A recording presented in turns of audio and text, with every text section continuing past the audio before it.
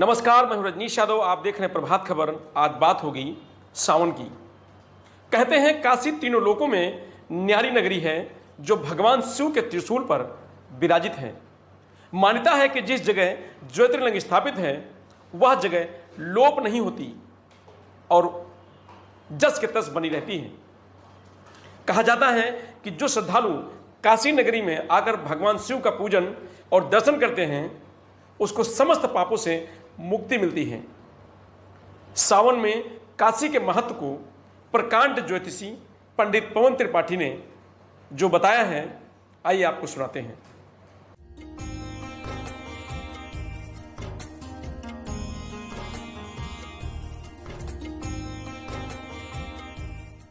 देखिए, श्रावण जब प्रकृति भी स्रवित होती है, द्रवित होती है, प्रफुल्लित होती है, ऐसे समय को, ऐसे कालखंड को प्राप्त करके बाबा विश्वनाथ भगवान शिव भी बड़े प्रसन्न होते हैं। वैशाख ज्येष्ठ आषाढ़ की दोपहरिया, तपती हुई दोपहरिया में बाबा तप रहे थे। बहुत से ऐसे शिवलिंग हैं जो मंदिरों से बाहर भी हैं, जंगलों में हैं, पर्वतों में हैं, निरावरण में पड़े हुए हैं। सब तप्त हो रहे थे, लेकिन जैसे ही सावन की बूंदें आती हैं, हरियाली चारों तरफ फैल जाती है। बाबा भी बहुत प्रसन्न होते हैं क्योंकि चारों तरफ गर्मी बहुत ज़्यादा थी। जरत सकल सुर वृंद विषम गरल जेहि पान कीन। जब समुद्र मंथन हुआ तो विष निकला और विष निकलते ही त्रिलोक में हाहाकार मच गया, त्राही मच गई। सारे के सारे देवता बाबा विश्वनाथ के पास गए, प्रभु इस अवसर से, इस संकट से बचाइए प्रभु। भगवान ने लोक कल्याण के लिए, जगत के कल्याण के लिए समुद्र के किनारे पहुंच करके विषपान कर लिया है। और जैसे ही बाबा ने विषपान किया, बाबा का शरीर तप्त हो गया। विष्णु, ब्रह्मा, अन्य आदि जो और देवता थे, खास तौर से विष्णु जी ने सबको कहा कि सभी लोग तीर्थों का जल ले आकर के बाबा के ऊपर छोड़ो। वो यही कालखंड था और सारे के सारे तीर्थों से जल ला करके भक्त लोग बाबा के ऊपर छोड़ने लगे। तभी से और आज तक यह जल छोड़ा जा रहा है बाबा के ऊपर। इसलिए कहा गया है कि धर्मशास्त्रों में जल धारा प्रियो शिव, भगवान शिव को जल की धारा बहुत प्रिय है क्योंकि बाबा का शरीर तप्त है। ऐसे समय को पा करके जब प्रकृति भी स्रवित हो रही है और यह सोमवार श्रावण महीना, वो जिस पूर्णिमा को श्रवण नक्षत्र का योग बन जाता है वह श्रावण महीना होता है। ऐसे महीने में प्रकृति भी आह्लादित होती है और सभी लोग, भक्त लोग भगवान के शिवालयों में पहुंच करके जल चढ़ाते हैं। यह जल चढ़ाने की जो प्रक्रिया है श्रावण मास में बहुत उत्साह और उमंग से होती है क्योंकि चातुर्मास का प्रारंभ भी हो जाता है।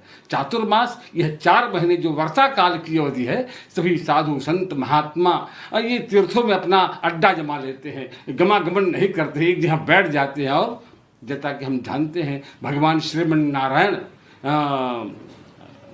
जो है इस चातुर्मास में शयन करते हैं। तब त्रिलोकी की रक्षा पालन भगवान विश्वनाथ करते हैं। ऐसे समय में सभी लोग विश्वनाथ की शरण में चलते हैं। हे प्रभु त्राहि माम शरणागतम, पाहि माम शरणागतम, हमारी रक्षा करो। इन्हीं भावों के साथ सावन महीने में लोग कांवड़ लेकर के शिव धाम में जाते हैं और आसपास के मंदिरों में भी जलधारा खूब चढ़ाते हैं जिससे भगवान प्रसन्न होते हैं। बात करें आपकी सावन की शुरुआत कब से हो रही है और कितने सोमवार पड़ेंगे इस बार? देखिए, श्रावण महीना इस बार जो है 14 तारीख से पड़ रही है और 14 तारीख को गुरुवार है। गुरुवार बहुत अच्छा दिन माना गया है क्योंकि देवगुरु बृहस्पति इस संवत्सर के मंत्री हैं, इसलिए यह भी बहुत अच्छा है। इस मंत्री के दिन से यह इस महीने का प्रारंभ हो रहा है और जो प्रथम सोमवार पड़ेगा वो 18 तारीख को पड़ेगा। तो उस दिन भक्ति भाव से भगवान के ऊपर, भगवान शिवालयों में जाकर के जल की धारा चढ़ाएं और हर हर महादेव और ओम नमः शिवाय इस पंचाक्षरी मंत्र का जप करें, उपवास करें। एक भुक्त भोजन यानी सायंकाल में भोजन कर सकते हैं, नहीं तो बहुत से ऐसे भक्त हैं जो दिवस पर्यंत निराहार रह करके, उपवास कर रह करके व्रत को करते हैं। और ख़ास तौर से शिव की पूजा की जो विधि है उस विधि को हम बताते हैं जो कि लोक सुलभ है, सबको सुलभ है। ऐसी पूजा पद्धति हमारी होनी चाहिए। कहाँ कहाँ आचार्य मिलेंगे, पुरोहित मिलेंगे, नहीं मिले। वैसे अगर सामर्थ्यवान है, आपके आचार्य और पुरोहित उपलब्ध हैं, तो आप रुद्राभिषेक कर सकते हैं। क्यों? क्योंकि रुद्राभिषेक से भगवान शंकर बहुत प्रसन्न होते हैं। और वैसे घरों घरों में जहाँ पुरोहित नहीं प्राप्त हैं, आचार्य नहीं प्राप्त हैं, तो जल की धारा तो अवश्य चढ़ाएं, भस्म लगाएं और बाबा के ऊपर बिल्व पत्ता चढ़ाएं, मंदार पुष्प चढ़ाएं, जो भी ऋतु में पुष्प और फल प्राप्त है उनको चढ़ाएं और भगवान को नैवेद्य चढ़ा करके घंटी बजाएं और बाबा के सामने अनुरोध करें, प्रभु आप ग्रहण कीजिए। इस भाव से सहज रूप से, सरल रूप से, क्योंकि सबसे सरल पूजा विश्वनाथ की है। घास पात चढ़ाना है और जल की धारा चढ़ाना है, यही तो शिव की पूजा है। सबसे सरल मंत्र, इस ब्रह्मांड का सबसे सरल मंत्र ओम नमः शिवाय, यह पंचाक्षरी मंत्र है। इसी मंत्र का जप करें और उपवास रख करके भक्ति भाव से शिव का यजन करें। सावन में काशी में क्या महत्व है? देखिए, आपको बता दें, इस ब्रह्मांड की सबसे प्राचीन जगह जो स्थान है वह काशी। इस पूरे यूनिवर्स की सबसे प्राचीन नगरी तो बाद में क्या कहेंगे, यहाँ का जो भूखंड है वह बहुत प्राचीन है। जब हमारी गैलेक्सी नहीं बनी थी, हमारा सौरमंडल नहीं बना था, तब काशी की रचना हो चुकी थी, ऐसा शिव पुराण में लिखा हुआ है। यह आदि और अनंत नगरी है और प्रलय काल में ही इस नगरी का अंत नहीं होता है। बाबा विश्वनाथ अपने त्रिशूल पर इस नगरी को उठा लेते हैं। ये सबसे प्राचीन स्थान है। यही से बाबा विश्वनाथ पूरे ब्रह्मांड का नियंत्रण करते हैं, इसीलिए तो उन्हें विश्वनाथ कहा गया है। और जो 12 ज्योतिर्लिंग है उनके नाम तो अलग अलग भावों से हैं, लेकिन इनका नाम विश्वनाथ है, जो पूरे विश्व के नाथ हैं। और यहीं से बैठ करके पूरी सृष्टि का संचालन का वर्णन रखते हैं। और ऐसे ये भगवान राजराजेश्वर शिव की राजधानी है। और पराम्बा जगदम्बा के साथ और जगहों से पर तो भगवान शिव कुछ देर के लिए हट भी जाते हैं, चले भी जाते हैं, लेकिन काशी में एक क्षण के लिए नहीं छोड़ते हैं बाबा।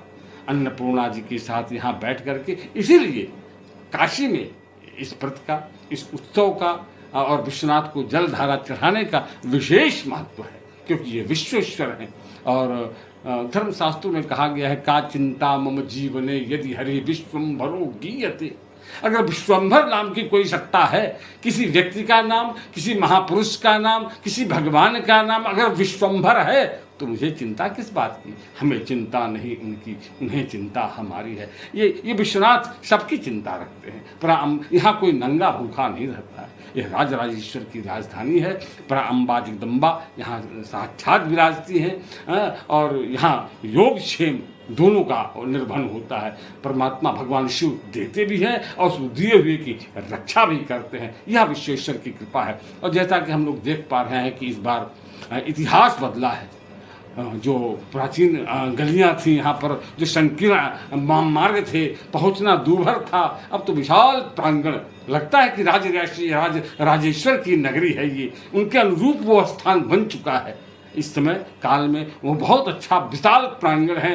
कभी 1 लाख लोग उसके अंदर अगर चले जाएं तब भी लगता है कि वो स्थान पूर्ण नहीं भर नहीं पाएगा। और सीधे गंगा जी से उस भगवान विश्वनाथ का जो संपर्क हो चुका है, वो शिवालय का, विश्वनाथ की नगरी, विश्वनाथ धाम का, जो गंगा जी से कलश लेकर आप सीधे जल चढ़ा सकते। ऐसे ऐसे ही वहाँ जो विश्वेश्वर की को अलंकृत कर दिया है समय कालखंड ने, तो निश्चित रूप से इस बार अधिक श्रद्धालु भी आने की संभावना काशी में दिख रही है। और जब से इसका शिलान्यास हुआ है, प्रधानमंत्री जी ने किया है, तब से अनवरत अनहद गति से तीर्थ यात्री बाबा विश्वनाथ का दर्शन करने, इनसे मिलने के लिए आ रहे हैं। और सावन का जो समय आ गया वो तो इनका ही दिन है। ऐसे समय को प्राप्त करके निश्चित रूप से सारे भक्त भी लाभ को प्राप्त करेंगे और भक्ति को प्राप्त करेंगे और विश्वेश्वर उन पर प्रसन्न होकर उनको आशीर्वाद देंगे।